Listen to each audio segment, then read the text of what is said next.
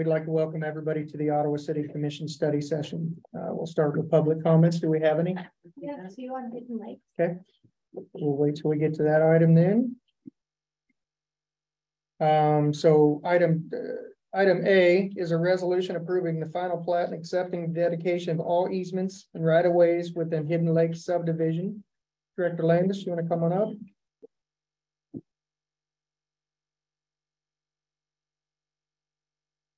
Good afternoon. Good afternoon. All right, so what you have in front of you is yet another discussion on Hidden Lakes and the final plat. And as a reminder, and in the memo that was sent to you in the packet, there's kind of a project timeline as to where and when this project started, the process that it's been through, and finally making it in front of you. And then once we brought it to the City Commission, we've had several discussions about the final plat itself. And I did not actually present or bring an actual PowerPoint for you this afternoon because you've seen the maps. We've talked about the details and some of the items that have been in question, both from the public hearing standpoint and items that were discussed in previous meetings with the Planning Commission. I think the important items on this are that we did hold a public hearing with the Planning Commission. We did have public comment. You have also received public comment, all very similar comments, both from the Planning Commission public hearing and what's been brought to you. And the process by which you approve the final plat is your acceptance of the final plat and the easements and rights of way related to that final plat. So what is provided for you in the packet is a resolution as well as the other items that you've already seen. The resolution is something I don't believe was included in your previous packets, but it's what would be on your actual agenda on Wednesday for your final consideration for approval. Within the document or within the memo that I provided for you, there's a couple of alternatives, and this was mostly just to give some frame of reference to the process as to what the item is that you're considering for approval and what those that outline is. I might go ahead and read those.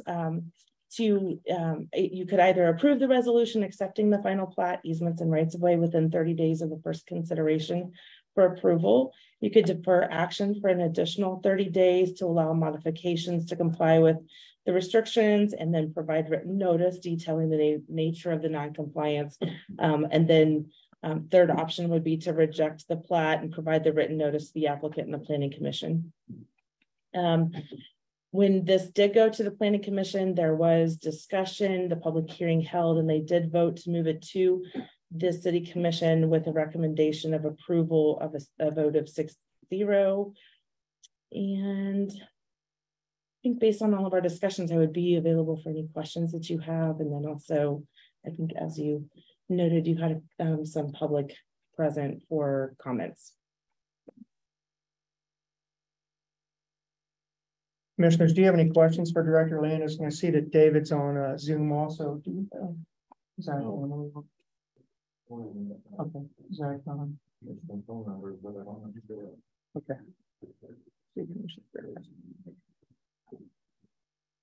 I just want to. I appreciate when you kind of lay out the groundwork for all of us, and just to reiterate what I'm hearing you say is that this is for the final plat only, easements and the right-of-way.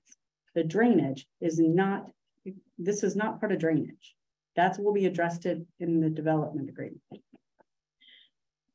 So I'm glad you asked that, because we did have that discussion at the last meeting somewhat, and we do have a draft development agreement, and it is related to the public infrastructure and what those requirements are to meet our requirements, what the requirements are of the developer to meet our requirements. And our requirements are based on the approved stormwater study and what has been presented to you and what you have, we've had discussions on. So that development agreement is a typical development agreement at this point. There's only maybe an additional piece of language in there that says that part of the street plan also includes the driveways, which was also another concern, but it does not specifically address anything outside of the stormwater as it's been presented and approved by our city engineer in the stormwater study. So there is no additional conversation outside of this for that development agreement. In order to file the final plat, we would have the development agreement already signed, and they kind of go hand in hand. So coordination of that would be where we would, what we had developed so far does not actually specifically address any stormwater concerns out or comments that have been made outside of what's been accepted and approved by our city engineer for the stormwater study.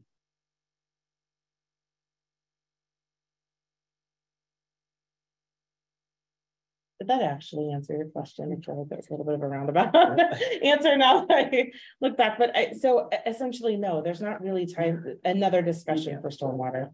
The development agreement is pretty much tied to the public infrastructure as it's been approved. Thank you. And this resolution here, if we move it on, it just says strictly just the easements and right of way within the Hidden Lake subdivision. And I guess I was hesitant to move this on until we hear public comments today. But I think if we can wait a little bit just to make sure that we got all the communication out there that needs to be communicated.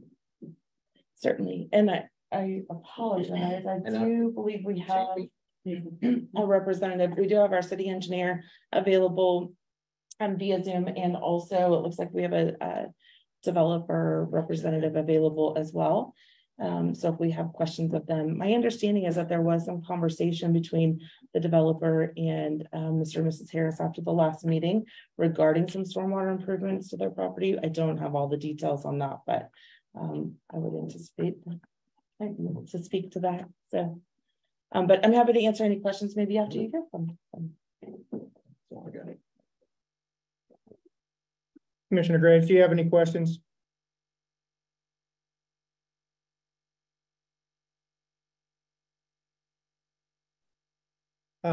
Let's go on to public comment real quick. We'll get Gary and Karen's public comments. First, before I do, I'll read the paragraph that I typically read. Subject to the above restrictions, persons who wish to address the city commission regarding items on the agenda may do so as the agenda item is called.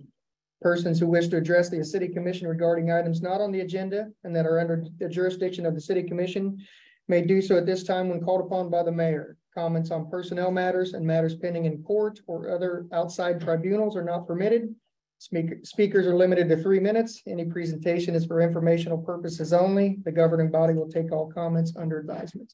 Who's our first public comment? Gary Harris. Gary, please come on up. State your name for the record, please. Gary Harris, 1801 South Princeton. Good afternoon, Gary. Good afternoon. After the last meeting, I had a conversation with Derek with Belmont Development. After that conversation, I will describe that with guarded optimism that they're going to do what needs to be done. The cost that I presented to you guys is nowhere close to what their engineer had estimated, which made them a little bit more receptive to do what I'm asking to do. So I guess we'll see what they do, but what I'm going to ask you all to do is to, for lack of a better way of phrasing, is follow your own rules.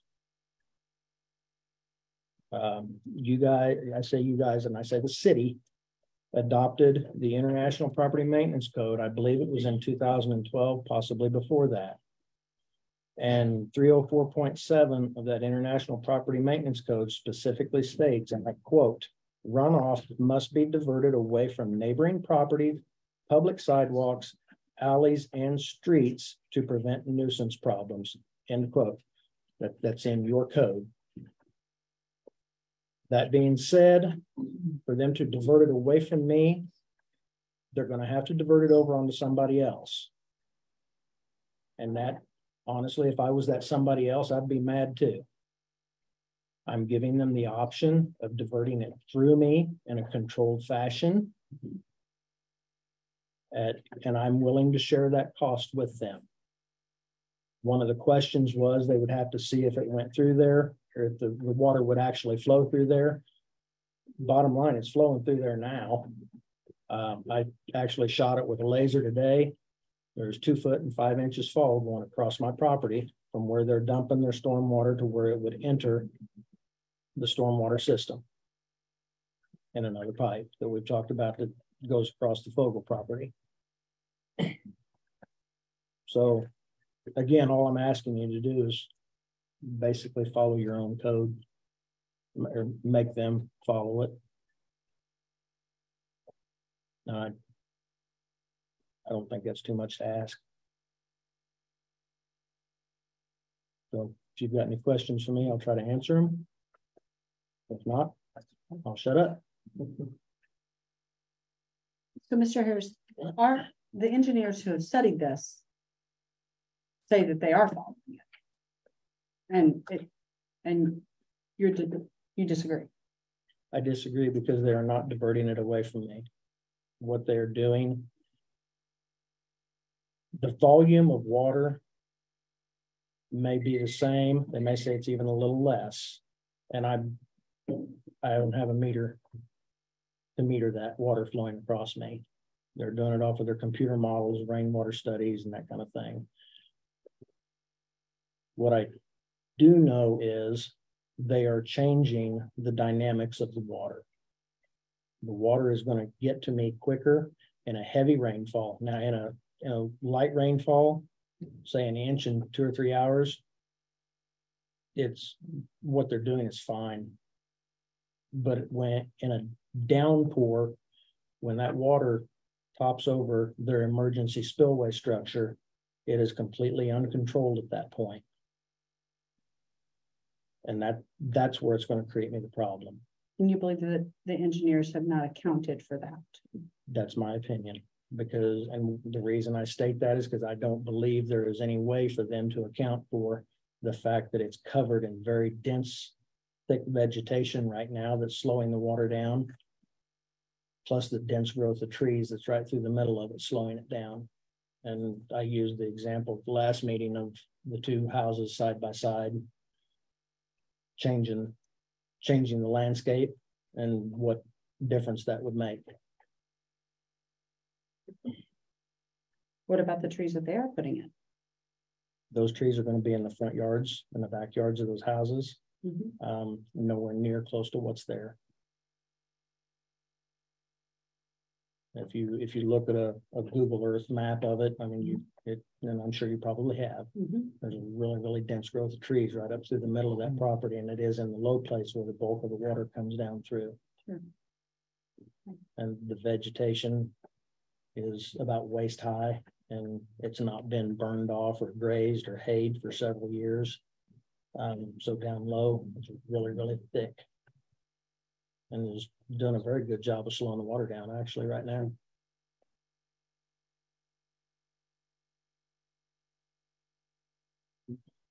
Commissioners, any other questions for Mr. Harris? Sorry, as I was coming in, I was disconnecting. What was it you referenced? Our code. I was kind of disconnected. The International Property Maintenance Code, which was adopted at least in 2012, if not before. That's as far back as I was able to research it. 304.7.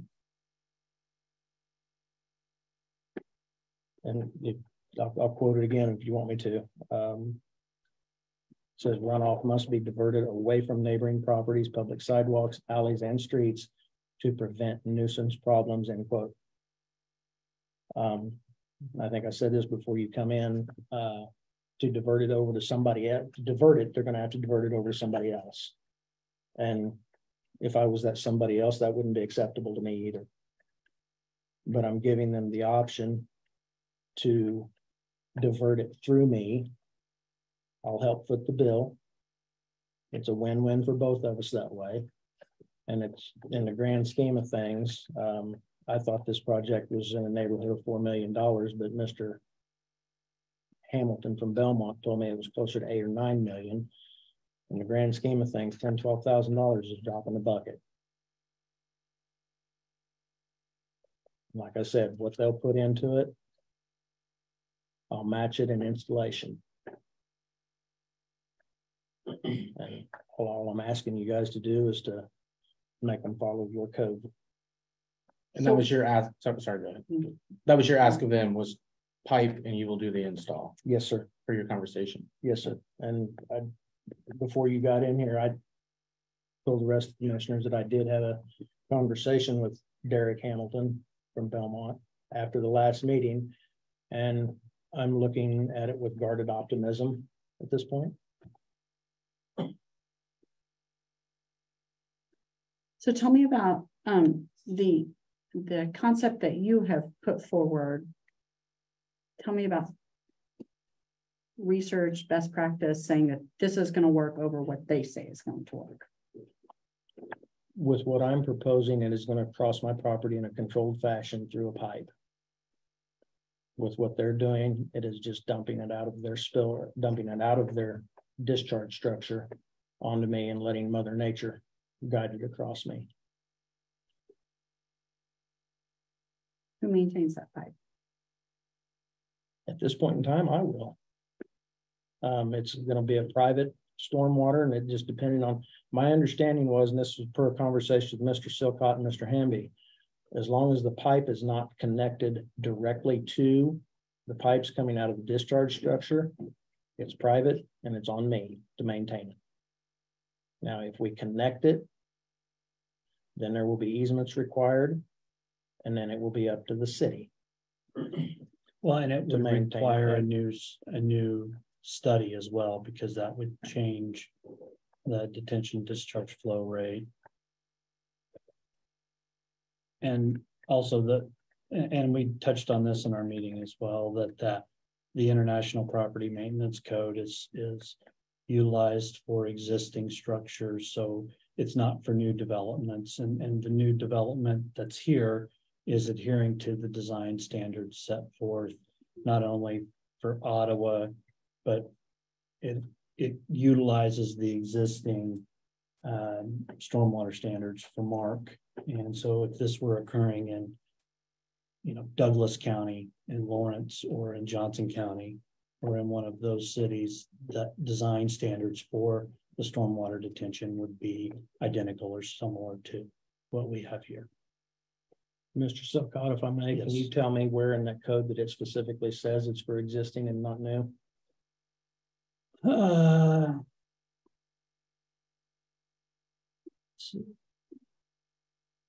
It's intended to establish minimum maintenance standards for basic equipment, light ventilation, heating, sanitation, fire safety, for the regulation and safe use of existing structures in the interest of the social and economic welfare of the community.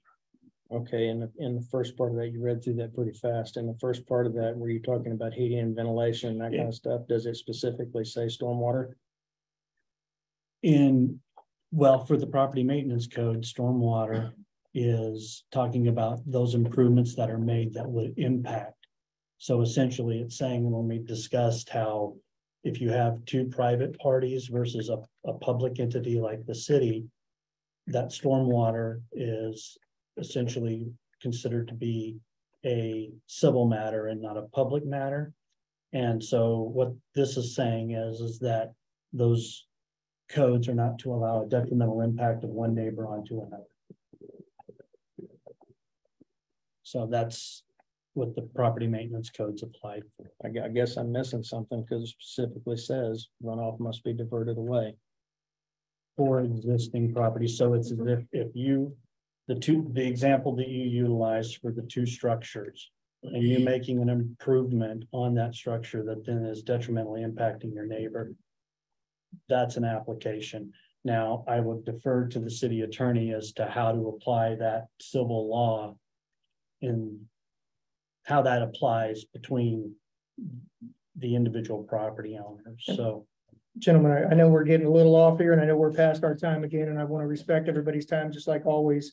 I know there's some questions that are just brought up. If you have more that you want answered on that, certainly reach out to Brian and Blaine, via email, to try to get those answered. I don't think now's the time to be actually kind of going through that, line by line and seeing what actually it actually calls for or says. So Fair enough. I just wanted to answer the question Yeah. that we're asking. yeah, absolutely, we appreciate that. Gary, thank you for your time. Thank you. Karen, come on up, please. Get your name for the record, please. Karen Harris, 1801 South Princeton Street. Welcome, Karen. Thank you. I'm going to skip over the October 22 meeting that the developers had that most of the neighbors were not invited to. And I'm going to skip over the December 22 meeting that details that Sean Smith describes as a rent-to-own housing that will become an HOA in 15 years that Topeka describes a little differently. And the many concerns that were discussed about the traffic study or traffic safety and the so-called traffic study to save money, because we all know that a crosswalk will stop a car from hitting somebody. July 11th, the Planning Commission public hearing. Most of the neighbors attended this and asked many questions, as most of them knew nothing of the October meeting. Lots of questions and concerns were brought up. It was very obvious that the Planning Commission was very uncomfortable with making a motion, but was pressured by the chair and the staff at that time. But in that meeting, two of the other neighbors did bring up the need for a fence, and the developers keep saying, when did someone request a fence? Fast forward to June 14th. I'm going to read from some highlights from the Planning Commission's June 14th meeting. Ms. Hillier presented information from the final plat of the Hidden Lake subdivisions. Items of concern: stormwater drainage, traffic pattern change for 19th Street, 2 driveways that were impacted on the extension of 19th Street, and changes in the speed of the road are being addressed. Mr. Harris was concerned with the stormwater issue and stated that the developer didn't reach out to them after the initial interaction with them to reach a conclusion on fixing the stormwater concerns. Mr. and Mrs. Harris are concerned with the lack of communication between the developer and the neighbors. They believe that the development is going to flood their property and are concerned with potential trash. Member Storesnik Dean is concerned about the citizens saying that there's a lack of communication. Derek Hamilton, developer from Hidden Lakes, addressed the concerns that was brought up by the public comments. Stormwater concerns from Mr. Harris. Currently, they are waiting for the final cost on the proposed project. And when meeting with the engineer, they have reduced the amount of discharge. Fence issues will have to be discussed with the employee that discussed it in the beginning and would like to go over the budget to see what they were able to do above requirements. Chair Lantis, how do we ensure after that we should we approve the final plat that concerns have been brought up and addressed by the developer? Director Melanie Landis, potentially we could put the language in the development agreement that we should address these items prior to the approval of the infrastructure, but we will need to check with legal to see if this is in fact something that can be put in the development agreement. If commissioners would like to delay the vote, answers to the questions are until their questions are provided. We would be able to declare the next study session meeting a regular meeting, and then they can consider the action. At 36 minutes and 20 seconds into the meeting, Patrick, and I believe his name was Rooney, said that this might be a little out of the ordinary, but we have worked with many cities and neighborhoods. But if getting a fence built and a couple of driveways in the development agreement is what makes everyone feel comfortable with, this would be absolutely fine doing that. A lot of moving parts, but we would be happy to make this work to get this final plat settled tonight. Member Crowley, I would make a motion to approve based upon the fact that we can say that this can be added to the development agreement. Member Kane seconds. Melanie Landis, even if this is not a normal item, we can put it in the agreement. We will work with the developer to make sure that something is writing to address these issues. Legal will need to be addressed and how that would look. Member Crowley makes the motion with member Stresnick Dean seconding. Motion was accepted with the vote of 6-0. Motion on the floor to recommend the City Commission to approve the final plat with the language being added to the development agreement to protect the interest of the property owners as to the fence. And that motion passed. The commission specifically said that they would like the items of concern addressed and included in the agreement, including the impact of the two driveways and the fences. In the July 10th and 17th memorandum to the City Commission on page 2, it says the developer has met the requirements and conditions laid forth by the Planning Commission to engage the affected property owners in resolving this, but they left off the driveways and the fence. At the July 10th study session, the Mayor Crowley asked, moving forward on this plat, we could still have some discussions on the development agreement down the road, correct? Ms. Landis states largely what's already been proposed is strong infrastructure plans, and we use those in the cost of the development agreement. The development agreement is there to protect the city. After that statement, my question is, that's great, the city's protected. What about the citizens? What protects us? Isn't the city supposed to protect us? In closing, supposedly all these things have been addressed, but yet they haven't. Ms. Landis keeps downplaying our concerns of the citizens when we bring them up. Something I find very interesting is that Ms. Landis was at the Planning Commission and had a lot of discussion on how they wanted to make sure that all the concerns of the stormwater, the driveways, and the fence issues were included in the development agreement. But yet when she brought it to the City Commission, she doesn't include everything in the Planning Commission information approved in their motion. They were specific on including that. Isn't that the directions of the Planning Commission supposed to be the same that is presented to the City Commission? Is there something about that position that causes errors in memory from Thursday night Planning Commission to the next Monday city study session? My 3 minutes are up. Thank you, Karen. Thank you. All right, commissioners, hearing public comment. Do you have any other questions or anything that arises? Well, I've got a question. Dave, are you on? Dave Hamby? Yes, sir. I know we talked about the flow of water with this development would actually be reduced compared to what it is today. Didn't we say that? Is that true? We did. Yep. The stormwater study indicates a reduction in the 2-year, 10-year, and 100-year storms. Okay, so if those 10 or 12 orifices get clogged, I know the water goes to an overflow. Now, does that include water going into the overflow being reduced compared to what it is now? So the 12 orifices are one part of the outflow structure. The other is the weir structure. So just to clarify what Mr. Harris had said, it's not an emergency spillway that's being used. It's just part of the outflow structure. So the flow the flow from the 100-year storm will use those weir structures in addition to the 10 or 12 2-inch holes in the structure. Okay, and so as far as that reduction of total flow going through there, that includes the overflow or the what do we want to call that? The weir structures. Yes. Okay. All right.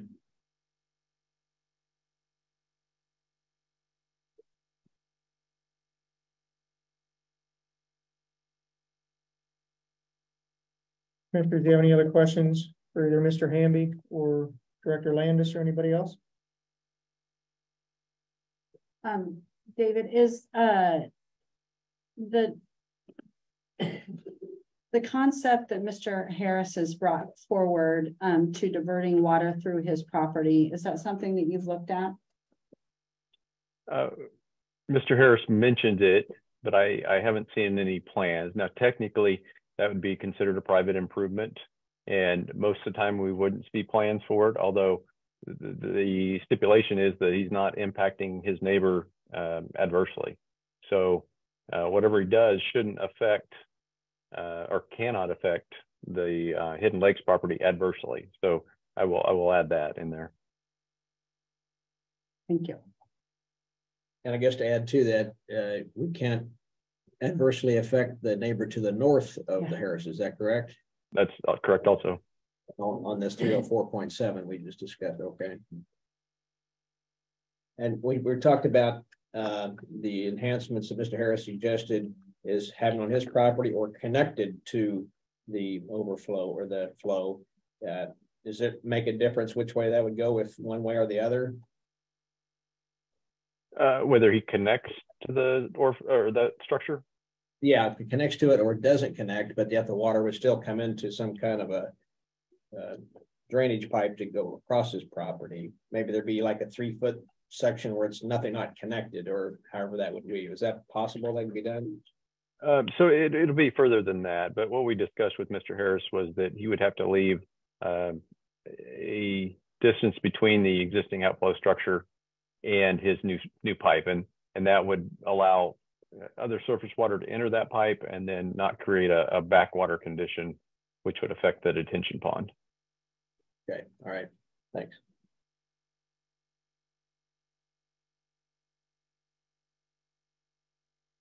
And Melanie, was any of that verbiage, I know I heard you mention some fences and some of that stuff earlier. Yeah. When something is, a verbal agreement, anything like that, what recourse would we have if there is a verbal agreement to do something that isn't done, that's not in the plan in writing? That may be more for a Blaine. It's probably more of a Blaine question. I think that the only item that hasn't been addressed by the development agreement is that the question of fences. Because the driveways were included in the infrastructure plan for the street and they are on the drawings, and therefore, and I think I mentioned that the driveways, I added just the word driveways, but they're already in the infrastructure plan and they're included in the cost estimate for the street improvement, which includes those driveways and the replacement of those. And then the stormwater is included in the development agreement because it complies with the study that's been approved by our city engineer. The concerns that have been questioned have been addressed from that standpoint, and largely what we were discussing, at least my understanding of the planning commission, is that we've addressed the concerns of the stormwater study and whether it was accurate and how it might does it meet our requirements for the project. And in fact, it does meet our requirements for the project based on the standards that the city engineer has reviewed for the stormwater study. So as far as I am concerned, it's not a matter of not specifically including the language. I suppose that I could add a sentence that says you will replace the driveways. It's not necessary because it's already included. You will comply with the stormwater study and the stormwater plans as proposed. We not necessary because they're already there. The development agreement is not really intended for that. But the rest of it, I guess I would defer to our city attorney to answer whether or not it's necessary to place those in the development agreement, if there should be some sort of separate agreement on the side. And related to the fences, those discussions were occurring with the developer and the property owners outside of this process. And the fences are not a requirement of the development. So also something I would have to defer. So I hate to put our city attorney on the spot. And so I apologize for that. And those are not any topics that we've discussed prior to now. Would you like to add anything? Specifically. Please.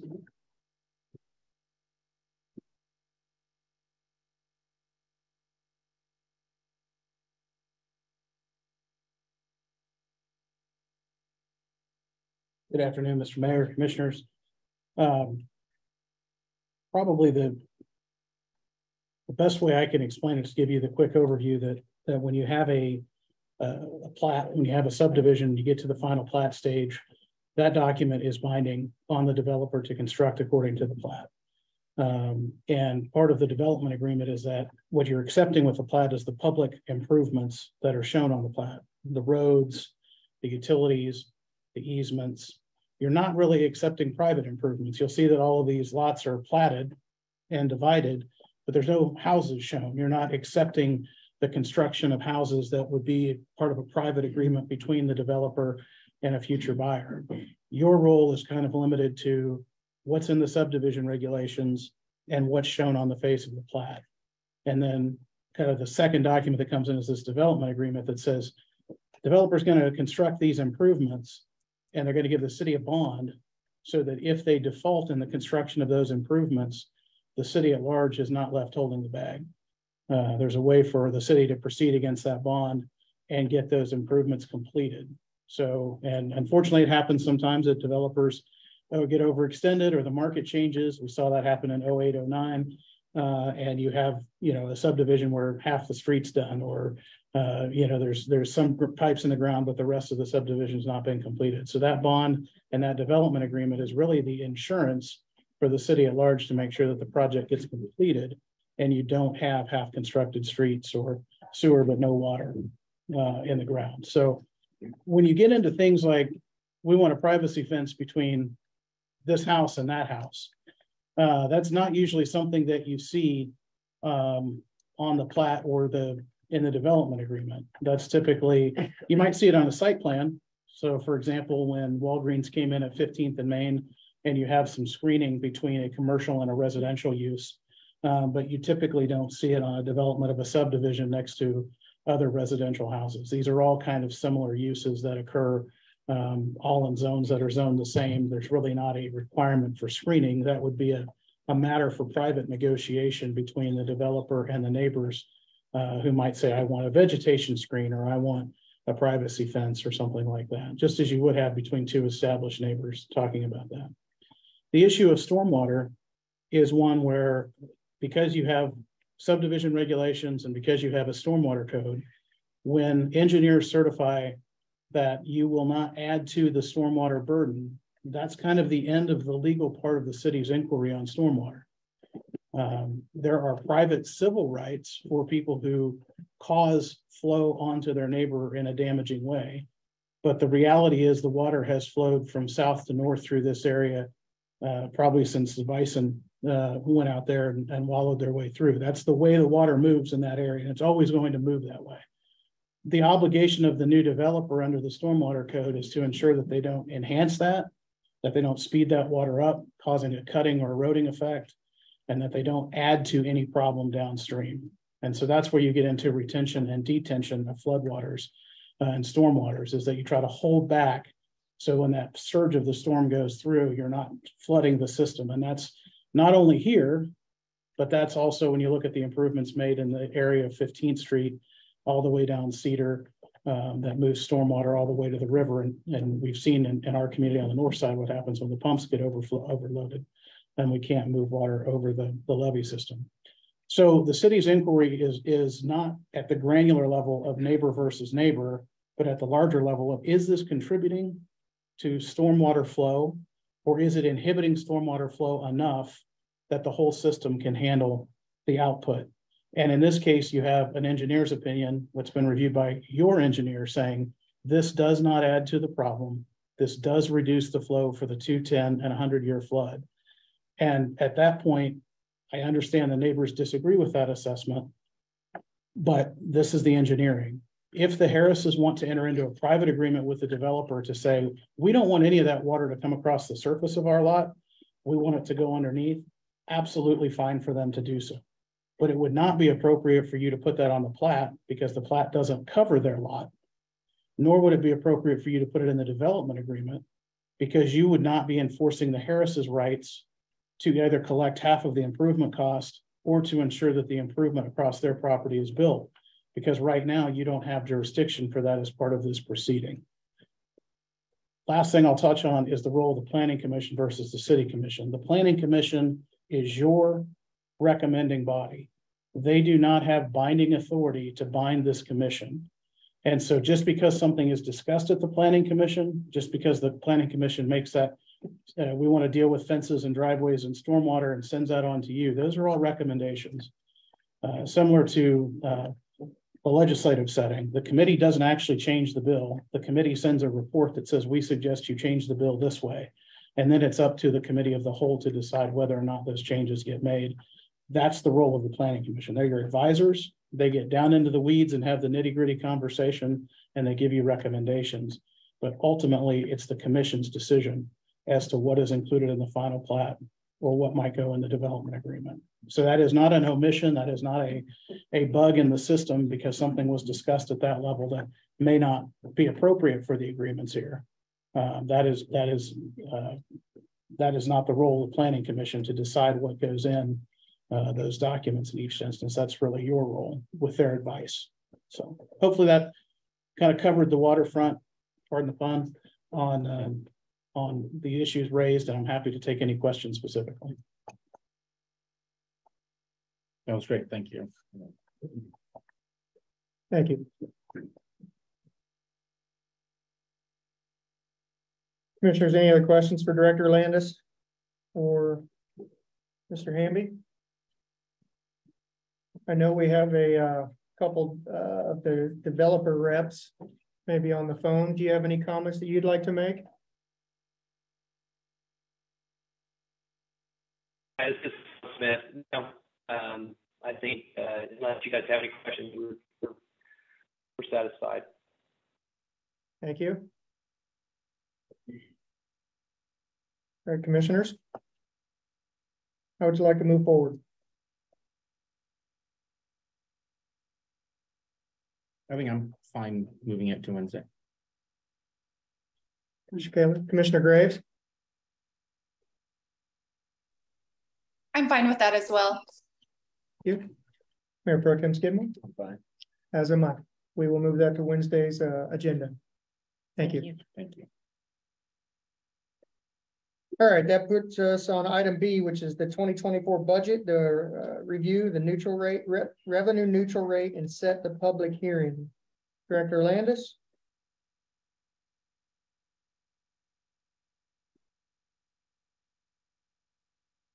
We've missed you. I know. I am so sorry that you showed me the whole meeting. Oh. All right, so I know that we have, there we go. We do have a presentation for you, and it was actually included in the packet, I believe, as well as the agenda memo for you. And I think just to review where we've been, I'm not just jumping around and make it confusing. If you can advance to the next slide for me. Today, I'll start by saying, okay, we've had several conversations about the budget, and we started by talking about our capital improvement program. Then we advanced to talking to our community partners and hearing the requests from them. We've talked about our special revenue funds and all of those operational funds. And then we had a discussion in the last couple of weeks about our mill levy supported funds, our property tax supported funds, and what's included in those, as well as some additional presentations from community partners that weren't available at the first round. And so where we really are today is to talk maybe one more time about our assessed valuation and that trend, and then to talk about our mill rate history and proposal again. And we did have a discussion about it at our last meeting, and the revenue neutral rate conversation and where we go from here. Next slide, please. As a reminder, this is your assessed valuation trend for 2023. Quick comment, I guess, for the public. The 2023 assessed valuation that we received supports your 2024 budget. So that is what we're doing now impacts the tax statement that will come out at the end of the year. We're establishing a mill rate that will impact the taxes that they'll pay, half in December, half in May. But the valuation is labeled as a 2023 valuation because it's the value for this year in 2023 supporting next year. So the increase for this year was 9.96% overall for our assessed valuation. Of that, 2.8 million was for new improvements or changes in use. Next slide, please. At our last discussion, we talked a little bit about what our proposal was and where we anticipated landing in our overall mill rate. And we did come back with a little bit different proposal for you. I believe we were just over 44 mills in the last presentation, having decreased our mill levy in the general fund by, I think, 1.75 mills. Right now, what we're proposing to you is just over 1.1 mil decrease. That blue section in the middle is really a summary of where we would be landing should you decide that this is where you want to head. I'm going to start with the bottom three funds first. And actually, they're not in order, but if you could go to the next slide for me, Paul. Oh, you are, and you can read my mind. The library fund, the way that you've seen the proposal, it was in the packet again for you. We had a conversation with the director at the last meeting, and they are proposing a level mill rate for 2024 from 2023. So no increase in the mill rate for that fund. The next fund is, and we can discuss any of these in more detail if you'd like. We've talked about them before, but we're happy to circle back around and have more discussion if you like. The next fund is the auditorium funds. And this one is also proposed to you at a level mill rate. And when we had a discussion about this fund, we talked about the importance of keeping a fund balance or reserve balance in this fund for the things that we can't anticipate. Also, we talked about making, the improvements that we're making to the OMA, give you an opportunity to schedule more and larger shows and events, and to bring in more revenues down the road, and to get started, with all new revenue comes larger expenses. And in order to maintain the services we're already providing there in the programming, that keeping a level mill rate seemed to make the most sense. So that would be at the 1.523 mill rate. And the third fund would be your debt service fund.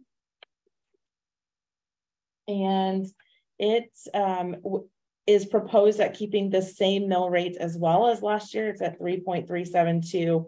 And I might just make a note in this fund that we do include a reserve balance in there of it. Right now it's 118,000, which I think in your packet is covered up, but the 118,000 at the bottom is kind of the reserve for this fund. It does not meet our reserve policy of the 20%, but it's not necessarily it's not apples to apples comparison with that, because you have the majority of the revenue that comes into this fund is coming from other sources, such as your wastewater, electric fund, other places that have debt that are making payments. So we transfer revenue in, and then we make the payment from this fund for those bond issues. So there's the only, the payments that are being made that are property tax related are very small compared to the total debt for this fund. And then the fourth fund being your general fund. And in our last conversation, we didn't really have a lot of detailed discussion about the general fund. I apologize, that's a lot of numbers on one page, but it does give you a breakdown of the categories in the general fund for revenue and the categories in your expenditure columns. And as we talked in the last session, that there were some goals that we were trying to accomplish, and that was maintaining city services as they are today, and making sure that we were accounting for any expenses that we thought were going to happen as a result of things we don't have control over, maintaining that carryover balance of the $2 million, and then also making sure we budgeted for a portion of the reserve that would determine that we do in fact have the $2 million to carry over in the upcoming years, and then funding whatever those results may be of the compensation study that's in progress right now. And we discussed that we don't have the details of that yet. We won't have those by the time that you approve the budget. And so we have taken a stab at a number to put in the budget. And in our last discussion, we had initially talked about $500,000, and we talked about wanting to ensure that we might have enough funds available to cover whatever that might look like. And so I did go back, and the increase from last time to this time accounts for about $85,000. And I did add that back to the compensation study allotment that we've included in this budget overall. And it does also support your health insurance increases to maintain the exact or the same benefit structure we have now for your employees. It increases the transfer to the Ottawa airport so that we're able to take advantage of those grants that were coming down the road, which we discussed way back when we were talking about CIP. And then also it maintains our 50% participation in 911 emergency communication system. And all of those were actually on the next slide, but I wanted you to be able to see the numbers as they relate here. So really, the bigger conversation there is that there are lots of needs across all of your departments for things like vehicle and equipment replacements, maybe additional employees, other items and things that probably should be considered if we were to, raise taxes or even consider a mill levy, the same as last year. But our goal was to try and reduce the impact of that nearly 10% increase in assessed valuation for your property taxpayers. And that was our goal. And our general fund was the place to be able to do that. And so we did not bring to you all of those detailed listing of everything all of the needs across departments, because we weren't going to be able to fund them with a number like this, with a mill levy like this. So what you have in front of you is what I've talked about. And that is the summary right there. I have a quick question here on the $2 million carryover. Do you recall what a carryover was last year? Yes, it is at the beginning of this year, it was 2.478 million. Okay. At the top there, that beginning fund balance. So we budgeted for the 2 million last year, and we rolled over 2.4 million. And a lot of times you'll see that being a little bit higher because we have vacancies, not because we want vacancies, but because they exist. And so a lot of that personnel carryover is there for that reason. Okay. Or you budget 10,000 for natural gas and it only ends up being 6 that year. Right. Yeah, and then on the compensation study, so when we say fund 585,000, that's for wages, benefits, everything. just an educated guess on what the compensation study will reveal to us as an increase needed. Is that the way to describe that? That's a great question and probably one we'd all like to have the answer to, but I don't think that we have any idea yet. We what don't that might know, look but like. we're guessing what the compensation study will say. Therefore, the 585,000 is an increase in salaries and benefits over this year. Yes, there would be an increase over Again, this it's just a current year's. Guess of what, okay. Yes, I'm sorry. It is just an educated guess at this point. Keep in mind that number, that number includes the payroll taxes, the capers and KPNF, which are, you know, for say KPNF, we're at 21% of any increase there, and then payroll taxes on top of it. And I believe that your director of human resources wants to add something. Yes, if I may, we do have a meeting with our comp consultants this week, just to get an update of the survey results. Okay. So, just wanted to let you know. Yeah. All right. And I know that we're looking at approving this certain mill levy right now, and we always come off of that lower. We just can't go higher than that. And that was, I'm glad you're there, Michelle. What, and the flood insurance, again, that's my thorn in the side, I guess. What is our premium per year on the flood insurance? So if I may, I gathered data after we spoke when we presented the budget, the risk management budget, and I have not had a chance to circle back to that. I have gathered data. Hub International, who is our property and casualty broker, has detailed information which I need to put into a memo, and I will provide that to Brian, and we'll see what the next steps he would like to do. But I don't have that in front of me, but it is in the pipeline. I want to say the total was like 1.1 million and change. The premium? Not the premium. I'm curious what the Total premium is for the flood insurance, what we pay. Well, last year. if you can let me look, I can look on my phone. If I just don't have that with me, I don't have to look at.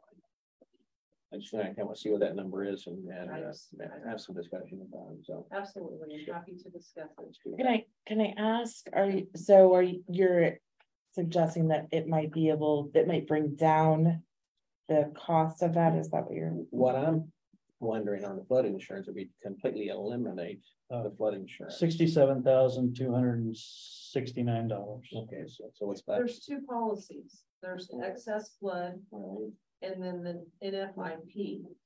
So the excess flood is on 3 buildings: City Hall, fire, and the police station. And then it's parcel. The rest, the NFIP, National Flood Insurance Program policies, are parcel. All of wastewater. There's some lift stations. Water reclamation. Let's see, we have the electric plant, and there's some other buildings, but that's what that's the NFIP is $54,175, with the excess being $67,269.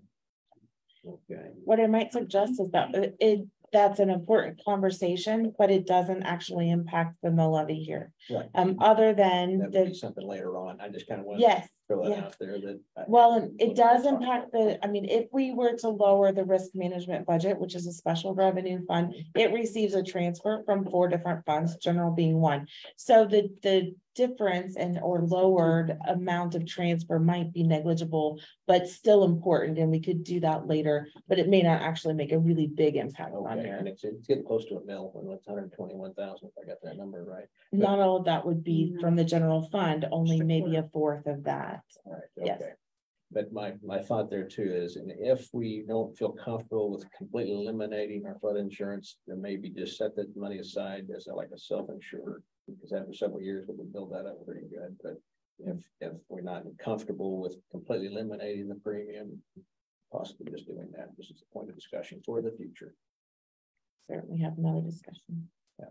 I would like to prepare a recommendation, much like we did, if I may add. Yeah, let's do that. In 2016, staff presented a memo to the city manager, reviewed it, and then it was presented to the governing body for reconsideration. If I'm not trying to tell you. No, that's a good idea. This is what we did last time. Yeah, let's do that. And I would like to have that opportunity to do that. If that's do that. That's fair. Just to kind of show you, because they've actually drilled down and done risks for each of the buildings and the areas, and it's just an amazing analysis that they conducted. Just the best way. I guess I was assuming that it would take a breach of our levee system to flood these buildings. And So, is that true? I would, if Or- you could just afford me that. Yeah, let's do that. All right. I don't want to. Run that, but I got it all after you asked for it. I just haven't had a chance to put it together. Or pump failure, or the inflow going into the system would then would cause a backup. Like what happened 3 or 4 years ago. Yes.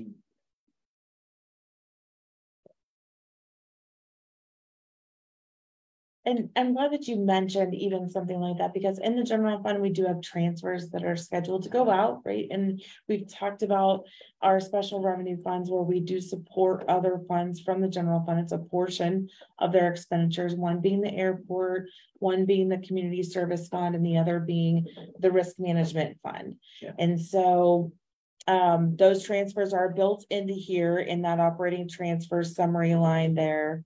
And we have eliminated all of our transfers to say maybe some of those that we were holding aside for some of our equipment reserve items, things like that, until we know exactly we're going to fall out with this year's budget, and then also with the compensation study. Again, just because we've identified those being our #1 priority at this point, we wanted to leave that as our focus.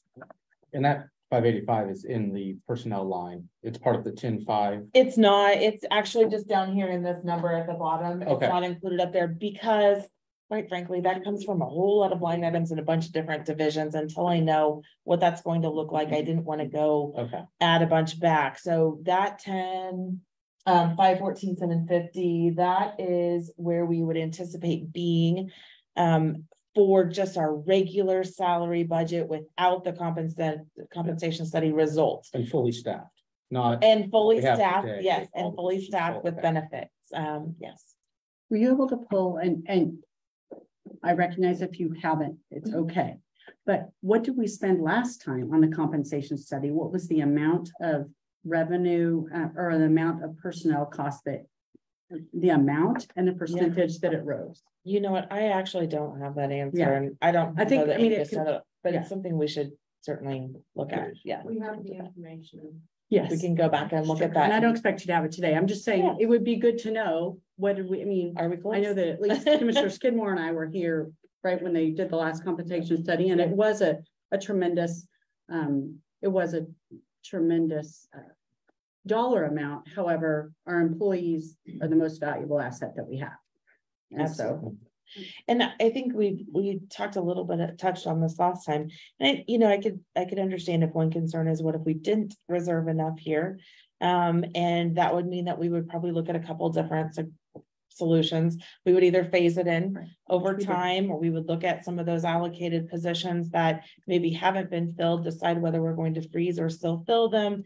And we could also go and look at other operational dollars and see if we can reallocate additional dollars to funding those results. Or if it were to be less than what we've allocated here, like I said, we have an entire list of new replacements for vehicles and equipment and personnel requests and things that we haven't even considered in this budget because we didn't feel like the dollars were going to be available outside of this study. So I don't believe that there's anything that we would be over budgeting for here.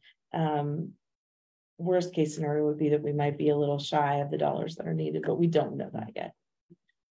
And year over year, other than these studies, do we have a COLA built in of 2%? I mean, is there an amount of COLA that we essentially have built in kind of annually? So in this estimate, we have included a 3.5% COLA, and we estimate a 1% across the board merit, but that's not how our merit system is devised. It's actually an amount that you get for merit, but as a across the board number to be able to estimate budgets, we include a 1% for that. So in there, and in addition to, of course, you increase your capers and KP&F and your payroll taxes for all of that. That's what's built in the difference between last year's budget of the 10.33 to this year's budget of the 10.5.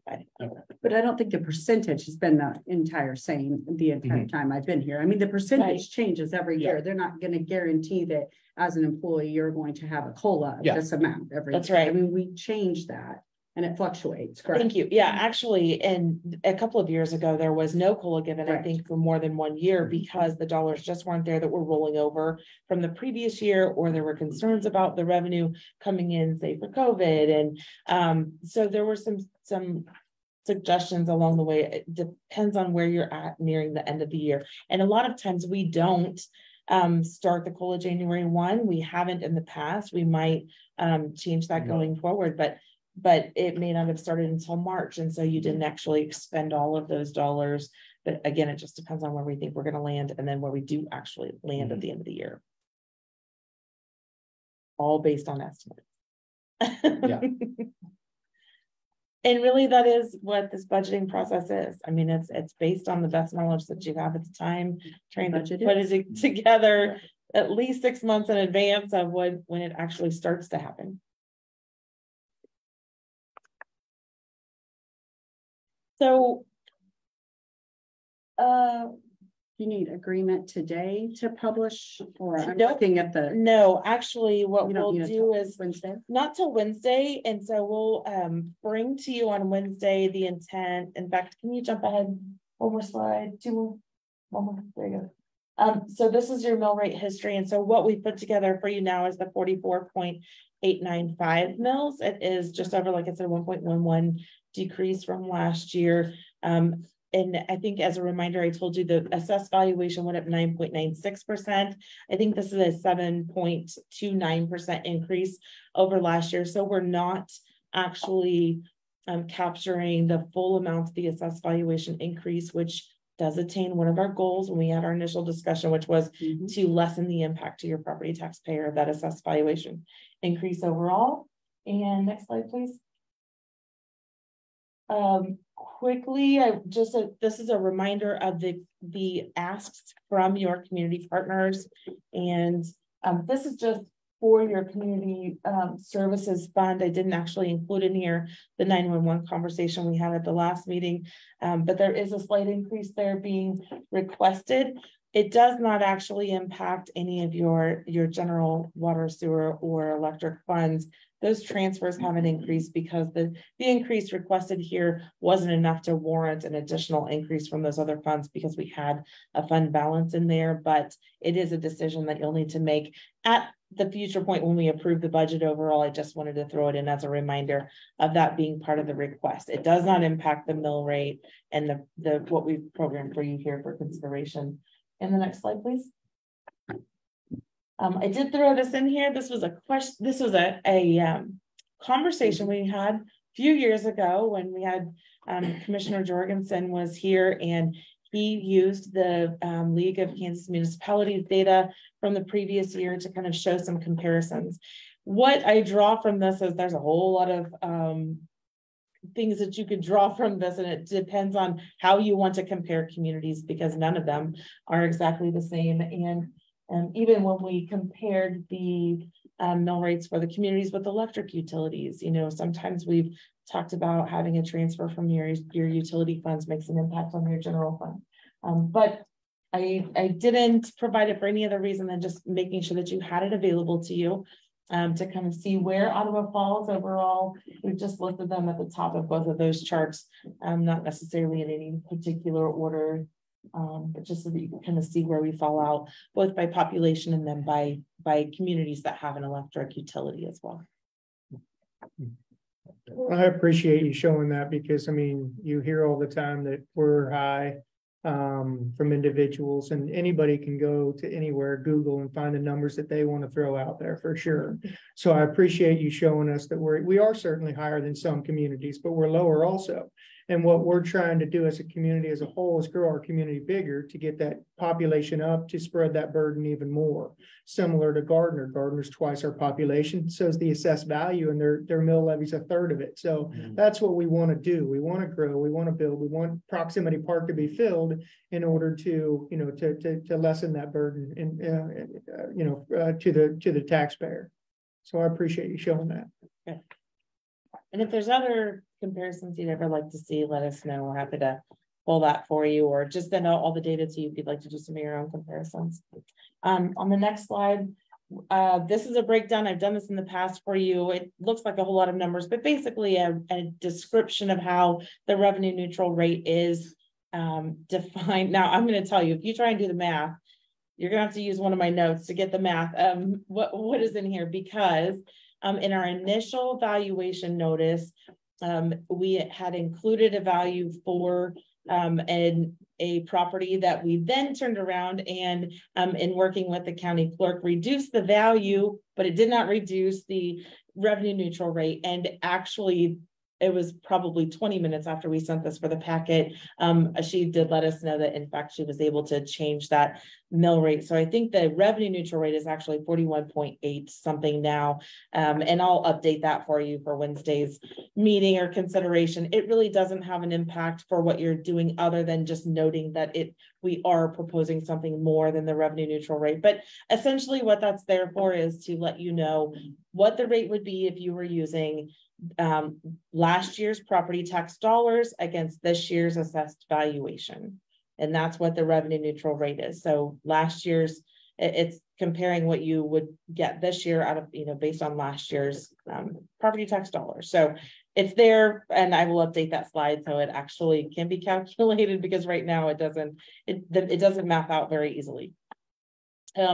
The next slide, it just talks about our directive to make sure that we've notified the county clerk by July 20th, which is why we're having an item on your agenda on Wednesday to ask for two things. And that would be that you determine or consider determining the intent to exceed the revenue neutral rate, which in this case, if you are considering what we've proposed at the 44 plus mills, it does in fact exceed that number. So we would want to adopt that. And then we're not really adopting anything, we're just notifying the county, but really you are setting your maximum mill levy rate. And so they will notify then all of the property tax payers or all of the residents or property owners in the city limits of Ottawa, notifying them of your public hearing date and that maximum mill levy that will be considered at that public hearing. The next slide is just a picture of what that form looks like. I think the form was included in the packet for you as well. It's just our notice to the county. Again, it's due on July 20th. And the final slide is what the public hearing notice would look like. Right now, we are proposing that public hearing be held on September 6th. That's your first meeting in September. It's the first regular meeting that has a 7 p.m. date after the date that is set when we can actually hold a public hearing. So we have to give the county ample time to send out the notices and make sure that those residents have been notified of that public hearing. We will also issue notice of public hearing in the newspaper, as well as our city website, which is a requirement. And so that's what we would be proposing that you would also direct us to do, is establish that date for the public hearing notice, and we will proceed from there. And again, that is the same mill rate as what you would be considering, but also it sets your totals for your expenditures and your ad valorem total property taxes. Do you have questions on that overall? It's a lot of numbers, I know, but I wanted to make sure you had a picture of what it was going to look like. So then on Wednesday, we would ask for you to consider the intent to exceed the revenue neutral rate and also set the public hearing date. And then we won't do anything else budget related until September 6th when we hold the public hearing. No. And in the meantime, we will take the CIP to the Planning Commission, and they will hold a public hearing about that capital improvement program in that time frame, and we'll bring it back to you for your consideration of adoption at the same time as the budget. And I'm happy to answer any questions that you have. And also you have multiple department heads available if you have questions about the budget overall.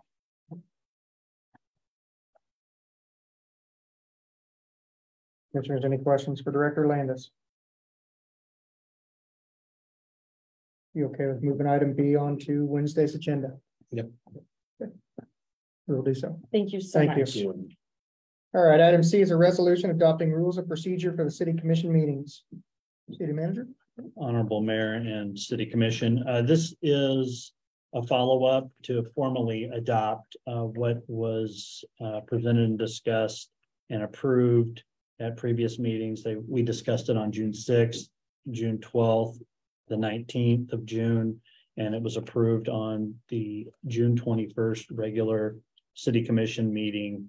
And this, at the time, the attorney noted that it would be good to formally codify it with the adoption of a resolution. So that's what this is here presenting, which formally adopts the meeting procedures, which are set forth as an attachment to that resolution. And it's essentially what you're already doing, and it conforms with the league's meeting rules of meeting procedure. And as such, it would be staff's recommendation, if there are no questions on the resolution that was crafted by the city attorney, to recommend consideration for placing the proposed resolution adopting a formal set of citizen comment rules for the city commission meetings on the July 19th, 2023 regular meeting agenda. No changes from last month when we looked at this. Correct. Same. Okay. Good. I'm fine with moving it on. Commissioner? That's what we'll do. We'll move it on to Wednesday agenda. Thank you. All right. Comments by our city manager. Honorable Mayor and Commission, I'd start my report by thanking Director Landis for her work with respect to the budget and for the planning and zoning cases. We have, at least I know I personally have full faith in your capabilities and that of the team that we have up there. So thank you. Ongoing operations for the week of the 17th through the 23rd and what occurred last week. Water plant staff, they drained and cleaned the second primary filter at the water treatment facility, and also treated the ponds for algae, which is just a seasonal occurrence that occurs with this weather that we have. We're also continuing the mandatory lead copper distribution for that survey. And this week we're focusing on installation of the river intake meter, water distribution and wastewater collection, conducted remediation of the previous water line projects, and cleaned the sanitary sewer lines in the 1500 block of Willow, and repaired a water valve at 7th and Liberty. This week they're cleaning and inspecting sanitary sewer mains with the television camera and the jetter in the south end of town, and we'll begin installation of the new water main there at 9th Street from Cedar to Lincoln. Water reclamation, the crews cleaned the clarifiers and cleared the draft tubes, as well as replacing the teacup drain valve at the facility. And this week they're doing their annual draining and cleaning of the clarifiers. The electric production collected stormwater samples for our stormwater permit and installed new mufflers on units 6 and 7, which did provide power to the grid on July 11th. And unit 4 performed some maintenance and did a maintenance run on July 12th. This week they're installing fiber for broadband for the ORC building, and installing a new overhead door for building 3. And the warehouse staff has completed their inventory and shelving update, and are now moving new material back into the building. Public Works crews performed the curbside cleanup and curbside removal of limbs and debris from recent storm damage that had collected over time, and conducted street sign maintenance and continued work on the Maple Street paving project. And this week they're doing pothole patrol in the north end of town, and continuing with the Maple Street paving. And then also wanted to highlight that the park department staff finished painting and graphics at the fitness court, and we'll show some images of that at Wednesday's meeting. And they also completed the backfill at the Kansas Park Barbecue Grill. And the fire department at the next agenda meeting will have a memorandum of agreement for the Kansas Forest Service that will be presented at the next regular meeting for participation in the state wildfire mutual aid response, which will also include the opportunity for equipment grants and low-cost purchases for that. That concludes my report. If there are no questions for myself or staff, and also wanted to highlight that we passed out the league conference flyer brochure and the August airport fly-in. Comments by city commissioners, Commissioner Kaler, Not at this time. Commissioner Graves, No comment.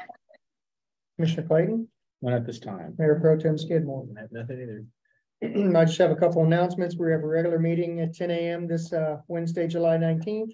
We have a study session July 24th here at City Hall at 4 p.m.